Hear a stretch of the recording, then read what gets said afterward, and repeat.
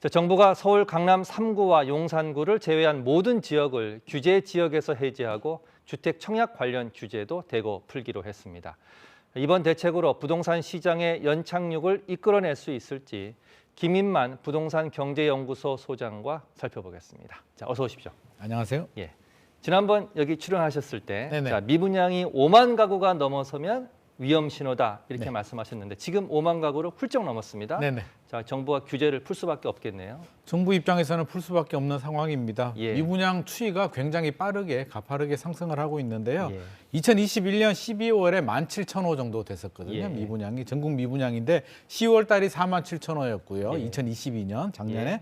11월 달이 58,000까지 늘어났습니다. 한 1년 만에 3배 정도 가파르게 상승을 하고 있는데 지금 예. 같은 추이라면 올해 2023년 상반기 정도라면 우리 바닥 시그널이라고 할 수 있는 10만 호까지 도달할 수 있기 때문에 정부 입장에서는 지금 마음이 급한 것 같고요. 빨리 이게 하락 속도를 늦출 필요가 있을 것 같습니다.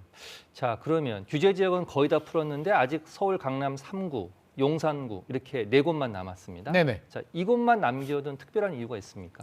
일단 뭐 개발 호재들이 있고요. 통계를 예. 보면 상대적으로 다른 지역들보다 좀 덜 떨어진 부분도 예. 있겠고 한꺼번에 다 풀게 된다면 또 부작용도 예상이 되기 때문에 예. 다음에 풀어질 지역들을 좀 남겨둔 것 같습니다. 예. 지금 보면 하락률이 네. 다른 지역보다는 저 4곳이 좀 아무래도 적은 그렇죠. 것 같습니다. 네. 예. 뭐 도봉구 같은 경우는 마이너스 11.8%고요. 뭐 노원구는 12%인데 용산은 4.7%, 서초구는 2.4%, 강남이 4.28%니까 상대적으로 뭐 덜 떨어졌으니까 당연히 늦게 풀리는 것은 맞고요. 송파구는 마이너스 8%로 좀 많이 떨어지긴 했는데 강남 3구이기 때문에 같이 좀 묶여 있는 것 같습니다.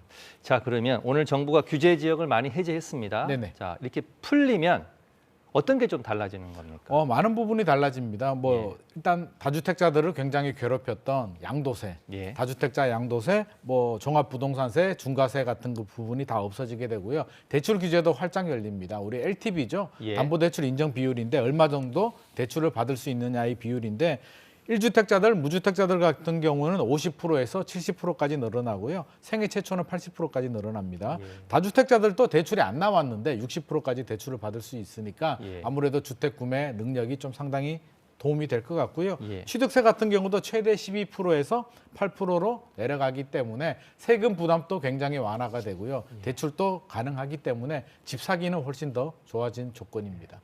대출 규제 풀렸고 세제 지원해주고 네네. 또 이 밖에도 전매 제한, 청약 요건도 대폭 완화됐지 않습니까? 네네네. 자, 그런 대책들이 좀 지금 미분양에 좀 관심을 가져달라 이런 정부의 뭐 요청이겠죠? 네, 아무래도 그렇죠. 이게 분양권도 전매 제한이 풀렸고요. 네.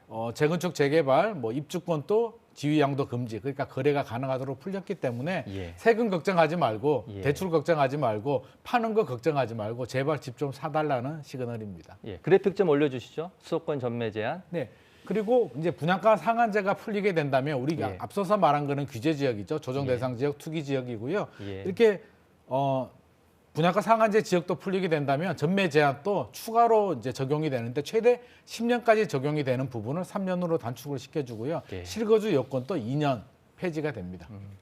사실 오늘부터 그 둔촌주공 아파트 관심이 네네. 있었던 네, 자, 맞습니다. 이 계약이 들어가는데 사실은 미계약 우려가 나오고 있었거든요. 네네. 자, 오늘 대책으로 조금 변화가 있겠습니까? 타이밍이 아주 기가 막힌 것 같습니다. 예. 지금 제가 볼 때는 둔촌주공 때문에 이게 발표되지 않았나 싶은 생각을 할 정도로 기가 막힌 예. 타이밍인데요. 왜 예. 그러냐면 둔촌주공 같은 경우는 2년 실거주 요건이 들어가고요. 8년 동안 전매 제한이 걸립니다. 8년 예. 동안 못 판다는 얘기인데 이번에 분양가 상한제가 풀리게 된다면 실거주 요건 2년이 폐지가 되고요. 8년 동안 전매 제한이 3년으로 줄어들기 때문에 예. 부담이 굉장히 완화가 됩니다. 제 주변에도 둔촌주공 계약해야 되냐라는 문의가 굉장히 많았는데 전제 조건이 이 부분이 굉장히 부담스럽다였거든요. 예. 오늘 이야기를 해보니까 계약해야겠다는 분들이 여러분이 계셔서 상당히 도움이 될 것 같습니다. 자, 그렇다면 지금 이번 대책이 말씀하신 것처럼 시장의 어떤 예상보다 좀 파격적이다 그런 분석이 나오고 있는데 네네. 단기적으로는 효과가 있을 것 같습니다. 네. 근데 장기적으로는 과연 이게 연착륙에 큰 효과가 있을지 좀 의문시 되는데 어떻게 평가하십니까? 이게 둔촌주공 같이 이제 계약을 하시는 분들 실수요자 입장에서는 뭐 충분히 도움이 될 수도 있을 것 같고요. 네. 매도자 그러니까 집주인 입장에서도 약간 희망의 불빛을 볼 수가 있는데 네. 다수의 실수요자들은 여전히 좀 불안한 마음을 감출 수가 없는데 최근에 이제 한 여론조사 결과를 보면 서울 거주민들의 81.5%가 올해 집값이 떨어질 거다라고 이제 전망을 했는데 예. 왜 그런 예상을 했냐면 첫 번째 금리가 너무 높다. 고금리. 두 번째 예. 경기 침체 우려가 있다. 불안하다. 예. 예. 세 번째는 여전히 좀 주택 시장 가격이 너무 높다. 가격이 너무 높기 때문에 이런 이유 때문에 하락을 점치고 있는데 이렇게 규제를 풀어준다고 하더라도 과연 집 사고 싶은 마음이 생길까 부분에 대해서는 여전히 의구심이 있기 때문에 결국에는 금리 인상의 불확실성이 제거가 되어야만 예. 해결될 문제인 것 같습니다.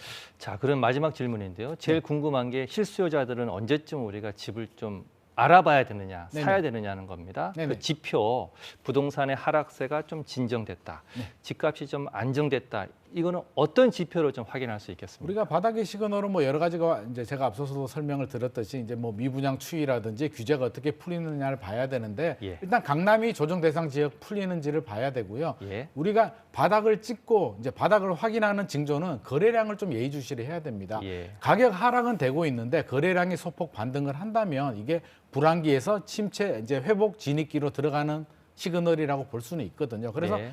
거래량이 좀 늘어나야 된다. 금리 인상의 불확실성이 제거가 되고 이게 거래량이 좀 늘어나는 추이가 보인다면 예. 실수요자 입장에서는 고점 대비 30에서 50% 정도 조정된 급매물이라면 관심을 가져도 좋을 것 같습니다. 미분양의 추이를 지켜보고 거래량을 계속 지켜본다. 모니터링하면서 가격이 한 30에서 50% 정도 조정되고 예. 규제 지역은 당연히 풀려야겠죠. 예. 이 정도 조건이 만족된다면 자금 여력이 되는 실수요자들이라면 내 집 마련에 관심을 가져도 좋을 것 같습니다. 예, 알겠습니다. 오늘 말씀 감사합니다. 김인만 부동산 경제연구소장이었습니다. 고맙습니다.